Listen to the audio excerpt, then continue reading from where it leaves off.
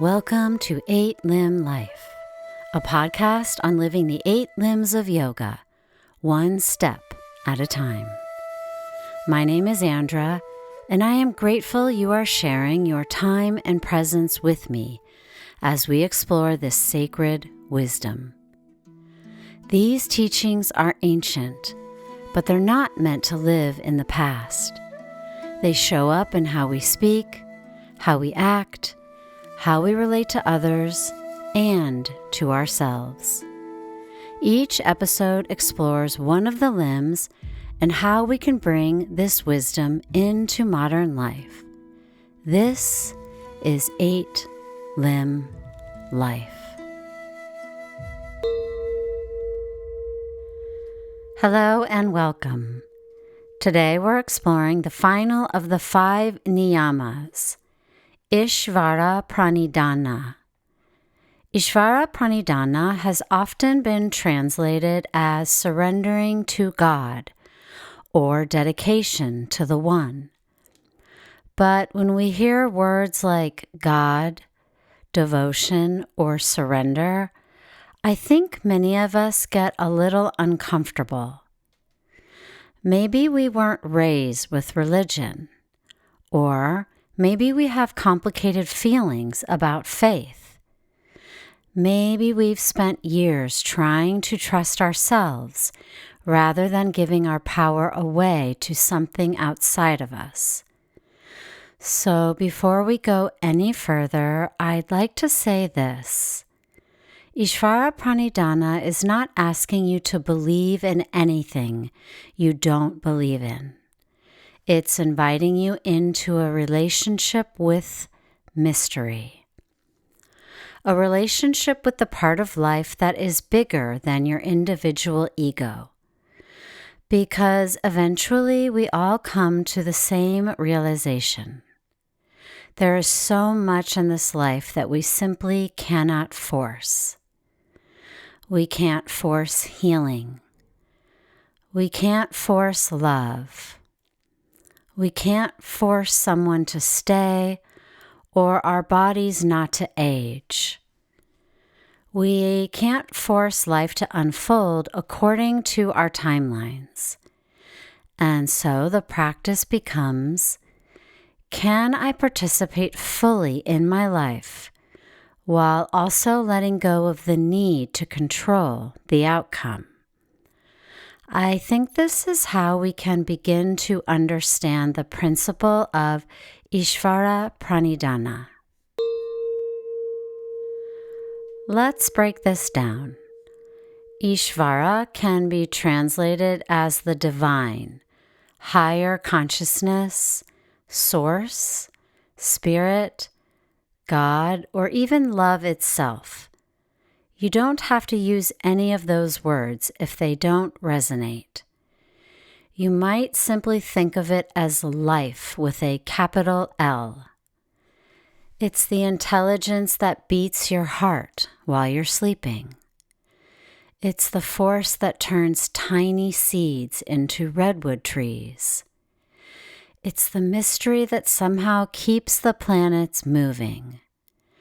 And Pranidhana can be translated as surrender, devotion, dedication, or offering. Together, Ishvara Pranidhana might mean to offer yourself to something greater than your individual ego. It doesn't mean to become passive or to give up, but to stop carrying the impossible burden of believing that you have to control everything. In Greek mythology, the Titan Atlas was condemned to hold up the heavens for all eternity. Over the centuries, he came to symbolize someone carrying the weight of the world on their shoulders. Many of us live this way, believing we must hold everything together, solve every problem, and carry every burden. Ishvara Pranidhana gently reminds us that we were never meant to carry the sky or hold the weight of the world on our shoulders. I think we can see this symbol arising when we spend enormous amounts of energy trying to manage life. We manage our schedules, our image, other people's opinions. We may try to control our children, our partners, our businesses, or even our bodies. And underneath all of it is often one quiet hope. If I can control enough things, maybe I'll finally feel safe. But life keeps teaching us otherwise. The yoga tradition reminds us that suffering often comes not from what happens, but from our resistance to what is happening. We may grip, or cling, or insist, and then we wonder why we're so exhausted.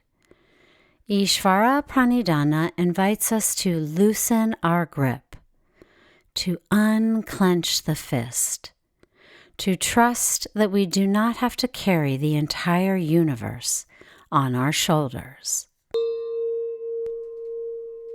Imagine you've been waiting for an answer. Maybe it's to a job for which you've applied. Maybe it's about a relationship. Maybe news about your health. Or maybe you're waiting for something you've wanted for a very long time. You do all the things. You make the calls. You send the emails. Maybe you pray or just think about it constantly. And then you realize there's nothing more to do right now. That moment is the doorway to Ishvara Pranidhana. You say, I've done what I can. The rest is not mine to control. Can you place it gently into the hands of something larger? Can you trust the unfolding? Not because you know everything will turn out exactly as you want, but because you trust you'll meet whatever comes. That is surrender. Surrender is not giving up. I think sometimes we confuse surrender with defeat, but it isn't saying I don't care. It's saying I care deeply, but I release my attachment to the outcome. We can return now to the beautiful text, the Bhagavad Gita. The Gita speaks beautifully about this. It says, we are entitled to our actions, but not to the fruits of those actions. In other words, we show up fully. We love fully. We serve fully. We do our work and then let go. We do this because we are not in charge of the entire story. Think about nature. Nature understands surrender. The ocean doesn't force the tides. Trees don't struggle to become trees. A flower doesn't pull on its petals to make itself bloom faster. There is an intelligence in nature that knows how to unfold.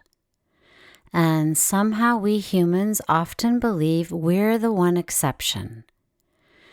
We think if we worry enough, plan enough, grip tightly enough, we can control the unfolding of life. But often the deepest wisdom comes when we finally say, I don't know. I can't control this. Or I trust. And then something inside us begins to soften. My favorite image of surrender is floating in the ocean, not fighting the waves or trying to control the current, simply allowing yourself to be held. Yes, there is some effort. You still breathe, you stay awake, but you stop fighting the water. And in that moment, you discover something beautiful. The ocean has been holding you all along. You can float. Life is often like that. We exhaust ourselves trying to stay above water, only to realize that we are already being held by something much larger than ourselves. The ego doesn't love this teaching. The ego wants certainty. It wants guarantees. It wants to know exactly what's coming next. But life rarely works that way. Ishvara Pranidhana asks us to develop a different kind of strength. Not the strength of control, but the strength of trust.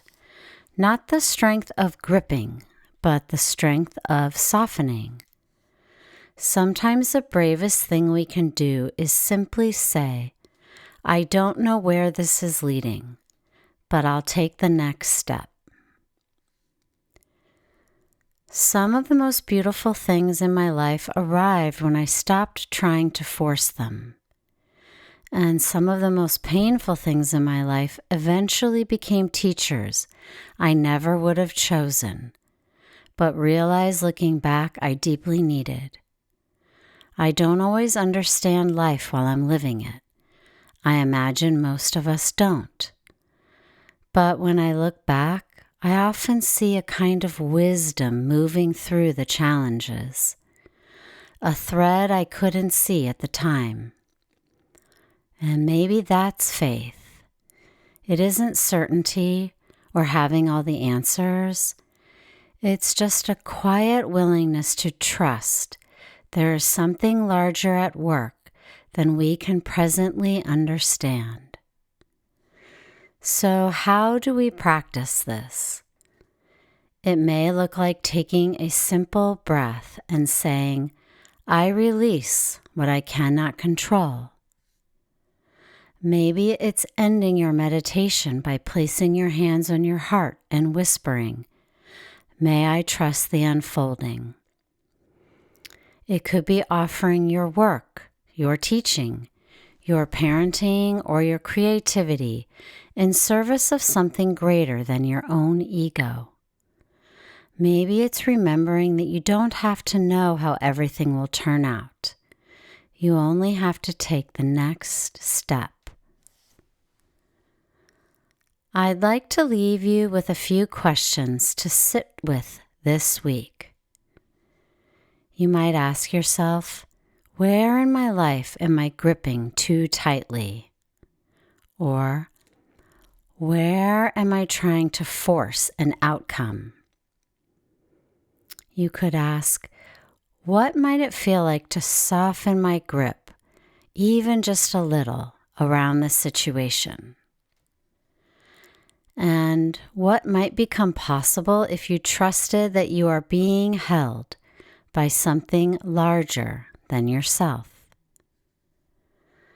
The niyamas are often called personal observances, but I think they are really invitations.